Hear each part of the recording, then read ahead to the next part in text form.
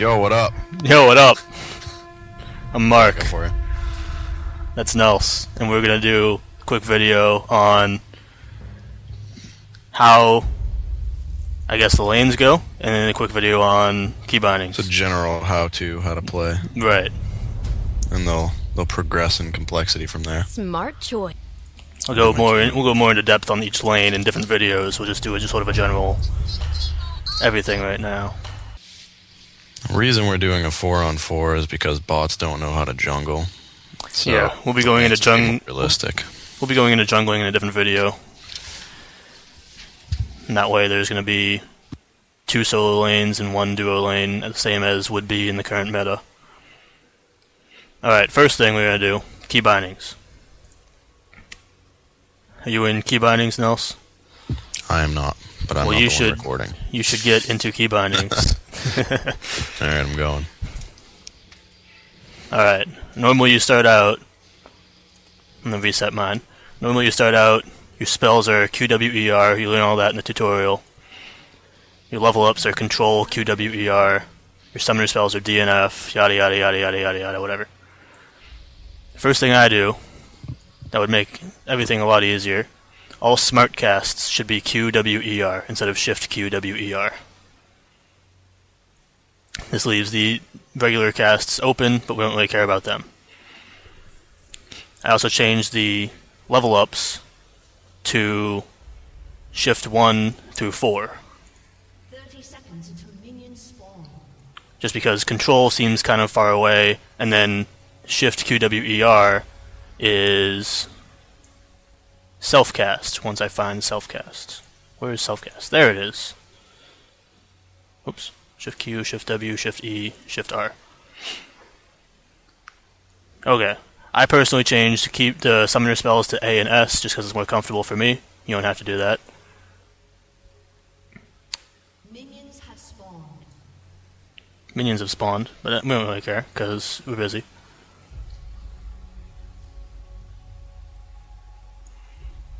Player move is the right mouse button. I changed the player attack move to the 3rd button on my mouse. It actually says mouse button 4, whatever. It's whatever if you have extra buttons on a mouse, put it in one of the ones that would be like back on your browser. Something like that. Someone stole my lane. You've been dominated. Yeah, that's one you might want to do, Nels. You want to go top or mid? No, for your key bindings, change attack move to like a back button on your mouse. Like if you have more than just left and right click on your mouse, right? Yeah. Yeah. If you change attack move click on player movement to another button, that way you don't have to actually click on a minion in order to last hit it. You can right click on something instead. So change or attack click that instead. Move, click. Attack move click, yeah. There we go. To mouse button 5. That works. And then you can just use that button to attack. Everything else should be good. I change all the inventory items to smart cast instead of just normal. 1, 2, 3, 4, 5, 6.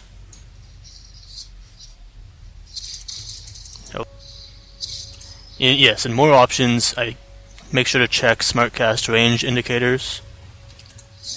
It means that when you use an ability, in SmartCast you just have to click the button and you use the ability. If you click SmartCast range indicators, you now have to let go of the button to use the ability. So you can still right click to cancel it if you don't wish to use it. First thing you notice when you look at the map, that this is a horrible lane setup. Well, yeah, pretty much.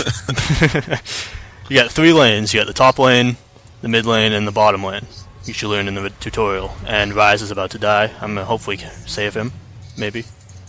Yeah, I'll save him. Okay, anyway. So we have top, mid, and bot. Now the mid lane, you can easily see, is the shortest. Therefore, the person in mid lane is going to level up the fastest because there's going to be more minions in mid lane.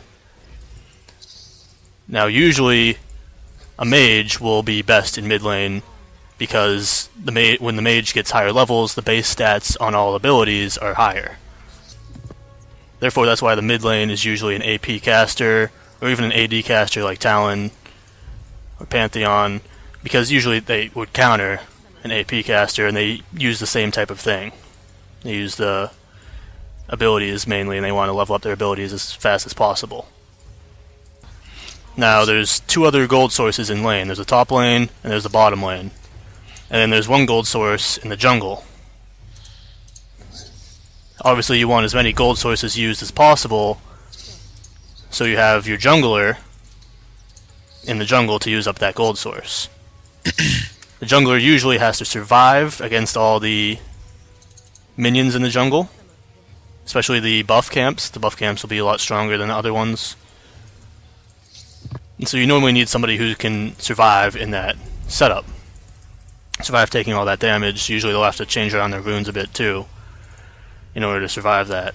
We'll go into that more with the jungling page, or the jungling video, rather.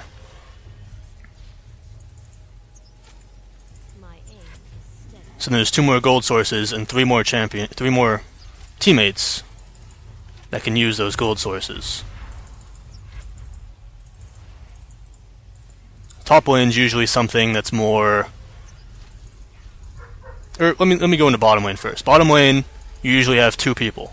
The reason for that is right over here, where I'm headed, is the dragon. The dragon will give you a lot of gold if you kill it, for the whole team.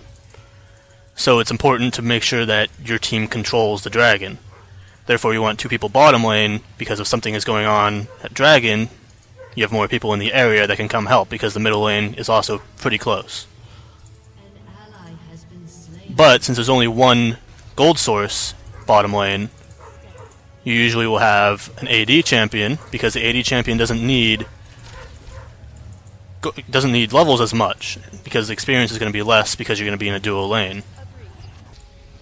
Alright, so if you have the AD bottom lane, that means that one person bottom lane isn't going to have any gold source. They're not going to have any minion kills.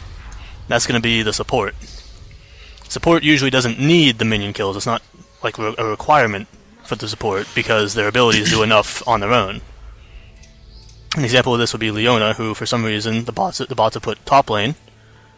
Her passive simply states that once she uses an ability on an enemy, any ally can do bonus damage to that enemy, which lets her AD do more damage and makes her a great support. Alright, so we've gone into the jungler, the middle lane, and the bottom lane.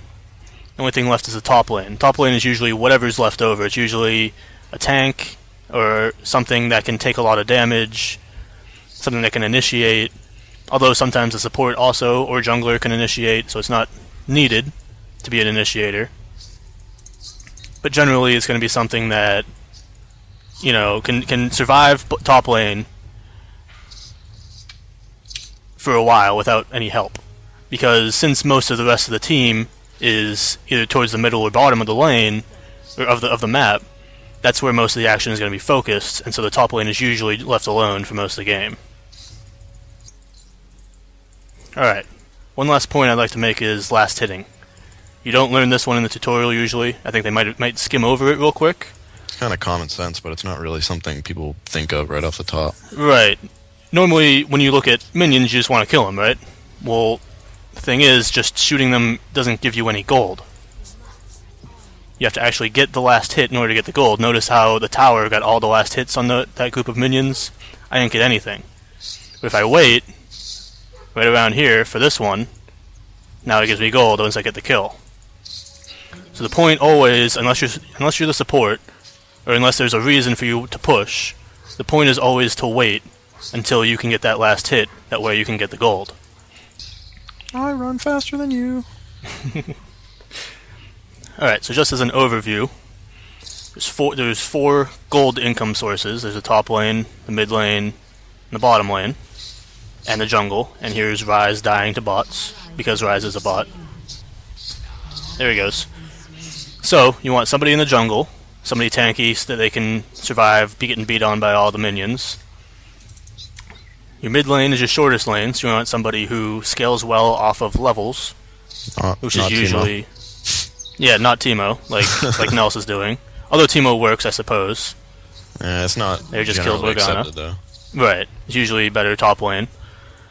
Usually someone, who's a mage, someone who has high base damages, not great scaling, is the best. Bottom lane you want 2 people because of where Dragon is. So you have your AD bottom lane because the AD doesn't need levels as much, and since it's a dual lane, the experience is slower. But you give the AD all of the minion kills, and you have the support bottom lane as well, who doesn't need gold as much, and simply needs items such as wards and aura items. And that leaves top lane for really whoever's left over. Usually it's a tanky initiator, someone who can survive in lane for a long time, and doesn't need much help from the rest of the team to make it through the game, until team fighting phase.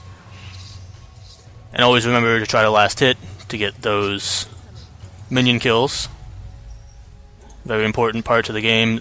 Usually gold wins the game, so it's best to get the minion kills, get as many minion kills as possible,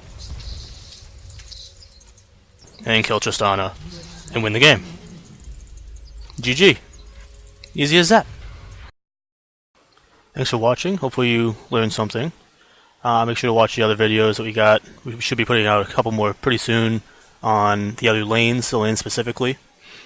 Sort of go in depth on what happens in each lane. And yeah, we'll see you soon.